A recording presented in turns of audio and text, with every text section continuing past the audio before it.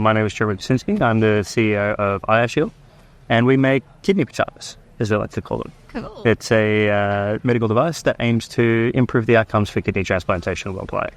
Okay, tell me about the device. You've got it here with you? Yes, I do. Show us around. As in, we have a hold. Okay, so great. So what we have is a single-use sterile medical device that's actually designed to go in the body during kidney transplantation to shield the organ from the heat of the body.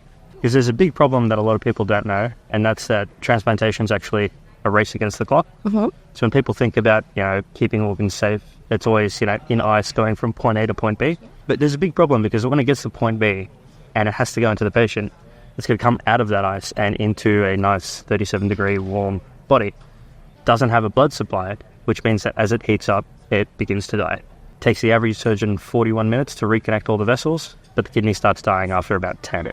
So that's a big issue. So what we do is we put the kidney in a nice snug little set of pajamas that keeps it comfortable and actually slows that rate of thermal increase so that the surgeon don't need to worry about it. So this is called, this little pajamas? Yes. Cool. So it sits with the kidney in the ice bath just before the surgery, but it's a purely insulative device, so it doesn't actively cool the organ, but simply insulate it and slows the rate of thermal increase. This is very cool, and I did not even think that was going to be an issue in organ transplant. And it's quite a large issue that every surgeon is aware. Oh my gosh, but that's incredible. The biggest problem is there's already time pressure. Yeah. You don't want to change the way transplantation is done because it's a very specific, ordered, structured procedure. And at the same time, visibility is key. When you're putting the kidney into the body, with the incision you make, even then, surgeons have maybe a centimetre of view to actually see to stitch things together. So anything that adds too much meat to try and shield the temperature actually obstructs the ability for the surgeons to stitch it together. So what we've done is come up with essentially a device and a design that optimizes the level of thermal protection you get whilst keeping usability and visibility key. So cool. Our team is engineers had experienced kind of globally recognized transplant surgeons.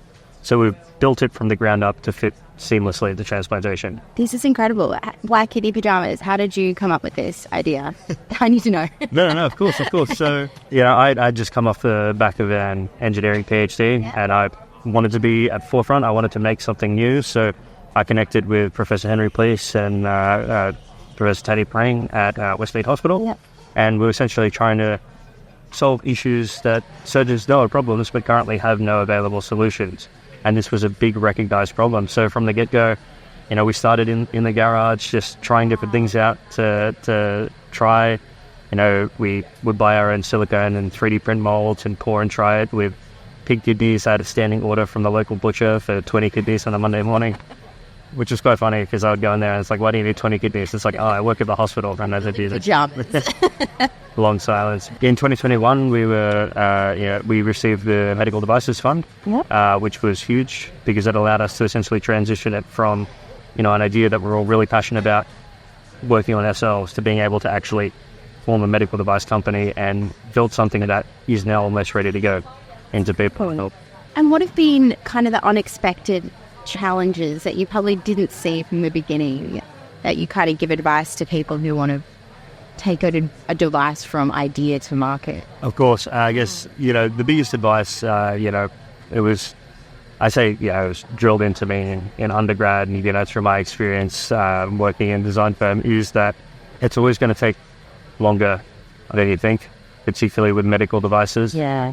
But the biggest takeaway I can get is you need to find a clinical partner. You need to be able to get that fusion between the engineering side and the clinical side because we both understand different sides of the same problem. And if you really want to get the best solution, you've got to come together because I don't know the ins and outs and what's wrong or annoying or not going to work to transplantation surgery.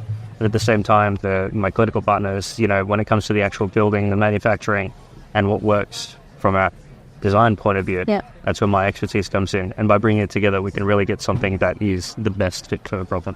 I love that. You really can't do it without, you need engineering, you need clinical. Yeah, you need to have that multi-dimensional team.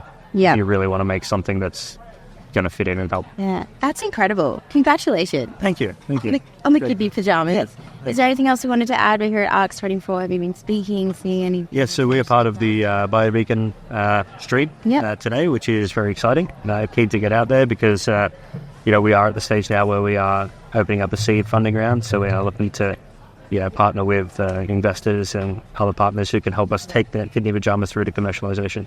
Oh, I hope it is a roaring success. If I had money, I'd invest. Thank you. Good on you. Oh, that's wonderful. It was so great to meet you, Jeremy. Great to meet you too. Thank you very much.